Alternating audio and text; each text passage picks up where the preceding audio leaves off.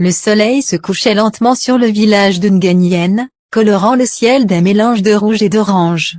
Les enfants jouaient encore au ballon dans la poussière de la grande place, pendant que les femmes revenaient du puits, de lourdes calebasses d'eau sur la tête. Les hommes, eux, assis sous l'arbre à palabres, discutaient des récoltes et des rumeurs venues de la ville. Nguyen n'était pas un village riche. Les cases en banco formaient un cercle autour de la grande mosquée, et les rues n'étaient que des sentiers de sable. Mais c'était un village plein de vie, où chacun connaissait le nom de l'autre et où les secrets se cachaient mal. Parmi les jeunes du village, il y avait une fille différente, Aïcha. Elle avait 15 ans, une silhouette fine, des yeux grands et curieux qui semblaient toujours écouter quelque chose d'invisible. Contrairement aux autres jeunes, Aïcha n'aimait pas passer son temps seulement à rire ou à courir derrière les jeux. Elle avait un monde intérieur, fait de pensées et de voix étranges que personne d'autre n'entendait. Car Aïcha avait un don. Le soir, quand le silence tombait et que les étoiles s'allumaient, elle entendait des voix. Elles ne venaient ni de sa maison, ni de ses voisins, mais de quelque chose de mystérieux. Des voix jeunes et rapides, qui parlaient de mode, d'amour, d'images et de musique. Elle chuchotait, riait, critiquait, et parfois criait. La première fois que cela lui était arrivé, Aïcha avait cru rêver. Une nuit, elle s'était réveillée en sursaut. Dans sa tête, elle avait entendu. Like cette photo. Partage vite, sinon tu vas perdre des abonnés. Regarde comme elle est belle, regarde comme il est riche. Aïcha avait serré sa couverture contre elle, terrifiée. Elle avait même cru que c'était des djinns qui lui parlaient. Mais plus les jours passaient, plus elle comprenait que ces voix avaient un lien avec ce que les jeunes appelaient les réseaux, Facebook, Instagram, TikTok, WhatsApp, des mondes invisibles où les gens passaient leur journée à publier, commenter et chercher l'attention. Un soir, Elsa en parlait à sa sœur cadette, Fanta. Fanta, est-ce que toi aussi, tu entends parfois, des voix qui parlent de photos et de vidéos? La petite éclata de rire. Non, Aïcha. Toi, tu penses trop. Tu passes trop de temps à regarder le vieux téléphone de papa. Mais ce n'était pas le téléphone. C'était en elle. Les réseaux lui parlaient directement, comme si elle avait une antenne invisible plantée dans son cœur. Peu à peu, elle s'habitua. Les voix lui donnaient des idées. Parfois, elle lui disait quoi dire à ses camarades pour les impressionner. D'autres fois, elle lui soufflait des mots drôles à publier dans le groupe WhatsApp de l'école. Chaque fois qu'elle obéissait, les autres riaient, l'applaudissaient ou la félicitaient. Aïcha se mit à aimer ses voix. Elle lui donnait confiance. Mais au fond d'elle, une petite inquiétude grandissait, et si ces voix la conduisaient vers quelque chose de dangereux? Cette nuit-là, couchée sur sa natte, elle entendit les réseaux murmurer doucement, presque comme une promesse. Tu seras célèbre, Aïcha. Tu seras plus qu'une simple fille de Nguyen. Aïcha sourit dans le noir.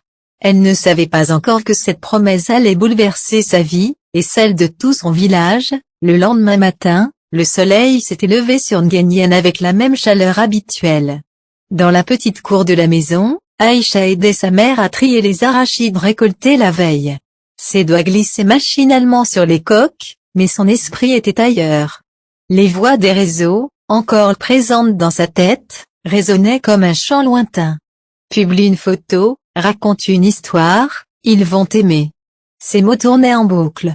Après le repas du midi, Aïcha prit le vieux téléphone de son père, un modèle usé dont l'écran portait une fissure. La connexion Internet n'était pas rapide, mais suffisante pour entrer dans un groupe WhatsApp où les jeunes du village échangeaient des blagues et des rumeurs. Elle hésita un instant, puis tapa une phrase que les réseaux lui avaient soufflée. Dans ce village, on dit que les coqs chantent pour réveiller les hommes, mais parfois, je crois qu'ils chantent pour se moquer de nous, parce que c'est toujours eux qui mangent les grains en premier. Elle envoya. Quelques minutes plus tard, les réactions commencèrent à tomber. Aïcha, tu es trop forte. Ah, c'est vrai ça. Toi, tu devrais devenir humoriste. Pour la première fois, Aïcha sentit son cœur battre d'une fierté nouvelle. Les réseaux avaient raison. Elle pouvait faire rire, elle pouvait briller. À l'école, les choses changèrent vite. Ses camarades, qui jusque-là ne la remarquaient pas vraiment, se mirent à lui lancer des regards admiratifs. Certains venaient lui demander « Aïcha, Qu'est-ce que tu vas encore écrire ce soir? Mets mon nom dans ta prochaine blague, je veux être célèbre moi aussi. Même les garçons les plus populaires, ceux qui d'habitude ne parlaient qu'entre eux, commencèrent à chercher sa compagnie. Un jour, en revenant de l'école, son amie Mariama lui dit avec un sourire. Tu sais, ma petite sœur refuse de dormir si elle ne lit pas d'abord tes messages dans le groupe. Elle dit que tu es plus drôle que les émissions de télé. Aïcha rougit de plaisir. Elle, la fille discrète d'Nganyen, devenait petit à petit une petite étoile. Mais tout le monde n'était pas aussi enthousiaste. Sa mère, en la voyant rire seule devant le vieux téléphone, fronçait parfois les sourcils. Aïcha, ma fille, fais attention. Ces appareils-là, ils avalent ton temps et t'empêchent de travailler. Aïcha répondait en haussant les épaules. Mais maman, ce n'est qu'un jeu. En vérité, elle commençait à sentir que ce n'était pas juste un jeu. Les voix des réseaux prenaient de plus en plus de place dans son esprit. La nuit, elle s'amplifiait. Continue, Aïcha. Ne t'arrête pas. Tu es née pour être vue. Et chaque matin, en lisant les rires et les applaudissements virtuels, elle ne pouvait qu'y croire davantage. Le vrai tournant arriva lors de la fête annuelle de l'école. Comme chaque année, les élèves préparaient des danses, des sketchs et des récitations pour divertir les parents. Cette fois-là, les réseaux chuchotèrent à l'oreille d'Aïcha. Monte sur scène, raconte une histoire drôle. Tout le monde parlera de toi. Au début, elle trembla. Elle n'avait jamais osé se tenir devant toute l'école. Mais une force invisible la poussa. Quand son tour arriva, elle s'avança sur l'estrade en tremblant, prit le micro et improvisa une petite scène inspirée des blagues qu'elle écrivait la nuit. Elle imita un coq qui réveillait les habitants, une vieille femme qui se plaignait de la chaleur, et un élève qui cherchait toujours une excuse pour ne pas réciter sa leçon.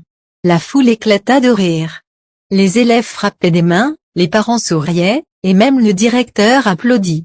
Ce jour-là, Aïcha n'était plus une simple élève, elle devint la fille qui faisait rire tout le village. Et dans son cœur, les voix triomphaient. Tu vois, tu es spéciale. Tu peux aller loin.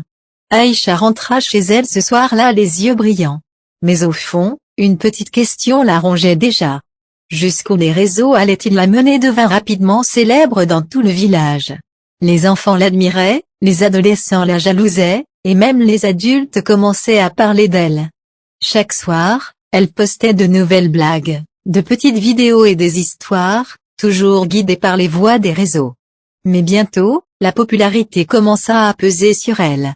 Elle ne dormait presque plus, obsédée par le nombre de likes et de commentaires.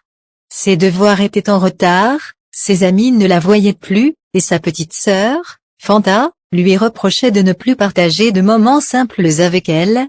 Un jour, un promoteur venu de la ville, Monsieur Karim, proposa à Aïcha de quitter le village pour devenir célèbre à l'échelle de la ville. Il lui offrit des vêtements élégants, des caméras et des spectacles à préparer. Les réseaux lui chuchotèrent. Accepte. C'est ta chance. Tu seras inoubliable. Aveuglée par l'envie de gloire, Aïcha accepta. À la ville, elle découvrit un monde brillant mais impitoyable. On lui demandait d'impressionner les spectateurs, de rivaliser avec d'autres jeunes influenceuses, et surtout de toujours publier plus vite, plus audacieusement. Même ses anciens amis du village semblaient loin et insignifiants. Bientôt, une rivale, Mariem, fit son apparition. Plus provocante et plus rusée, elle commença à surpasser Aïcha sur les réseaux. Les voix se firent critiques. Tu n'es plus la meilleure. Tu es dépassée. Humiliée et épuisée, Aïcha s'effondra un soir sur le canapé, les larmes aux yeux. Elle réalisa que la gloire n'était qu'une illusion et que les réseaux, si séduisants, l'avaient peu à peu éloignée de ce qui comptait vraiment. C'est alors qu'elle pensa à sa grand-mère, Mame Diarra, et au vieux téléphone cassé qui, depuis toujours, semblait porter des secrets.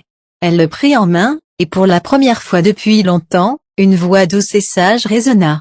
Aïcha, les réseaux ne te dirigent pas. Ce sont tes choix qui comptent. Écoute ton cœur. Ces mots furent comme un souffle de vent frais. Aïcha comprit qu'elle devait revenir à ses racines, retrouver sa vie simple et utiliser son don autrement. De retour au village, elle décida de partager ses vidéos et ses histoires, non pas pour être admirée, mais pour éclairer les autres. Elle raconta des contes de sa grand-mère, montra la vie des pêcheurs, les rires des enfants, les histoires des jeunes qui rêvaient d'un avenir meilleur. Les réseaux, étonnamment, se calmèrent et commencèrent à accueillir ses publications avec respect et gratitude. Même Mariem, sa rivale, apprit à la respecter. Les habitants du village se rassemblèrent parfois pour regarder Aïcha raconter ses histoires, et les jeunes venaient l'écouter, émerveillés par la sincérité de ses mots.